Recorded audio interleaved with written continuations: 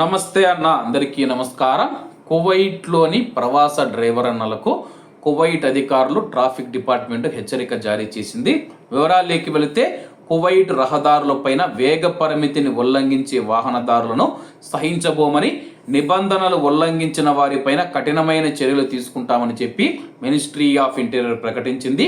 Social media వేదికగా తన యొక్క అధికారిక అకౌంట్లో పోస్టు చేసిన ఒక ప్రకటనలో గంటకు 150 కిలోమీటర్లకు మించి వేగంతో వాహనం నడుపుతూ పట్టుబడిన కువైటీ పౌరులకు ట్రాఫిక్ ఉల్లంఘన మరియు వాళ్ళ యొక్క వాహనం జప్తు చేస్తామని చెప్పి, అదే ప్రవాసులైతే ట్రాఫిక్ ఉల్లంఘన వాహనాన్ని జప్తు చేస్తాము మరియు ఆ యొక్క ప్రవాస డ్రైవర్ను కువైట్ దేశం నుంచి బహిష్కరిస్తామని చెప్పి మినిస్ట్రీ ఆఫ్ ఇంటీరియర్ ప్రకటించింది.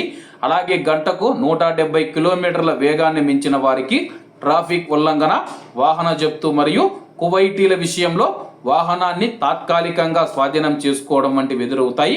అదేవిధంగా ప్రవాసులకు ట్రాఫిక్ జరిమానాలు ఉంటాయి, వాహనం జప్తు చేస్తాము, దేశ బహిష్కరణ చేస్తామని చెప్పేసి తెలపడం జరిగింది. అలాగే గంటకు 200 కిలోమీటర్ల కంటే ఎక్కువ వేగంతో వాహనాలు నడిపే పౌరులకు ట్రాఫిక్ ఉల్లంఘన, వాహన జప్తు మరియు జైలు శిక్ష విధిస్తామని చెప్పేసి, అలాగే ప్రవాసులు 200 కిలోమీటర్ల కంటే వేగంతో వాహనం నడిపితే ట్రాఫిక్ ఉల్లంఘన, వాహనం జప్తు మరియు కువైట్ దేశం నుంచి బహిష్కరణ చేయనున్నట్లు మంత్రిత్వ శాఖ తెలిపింది.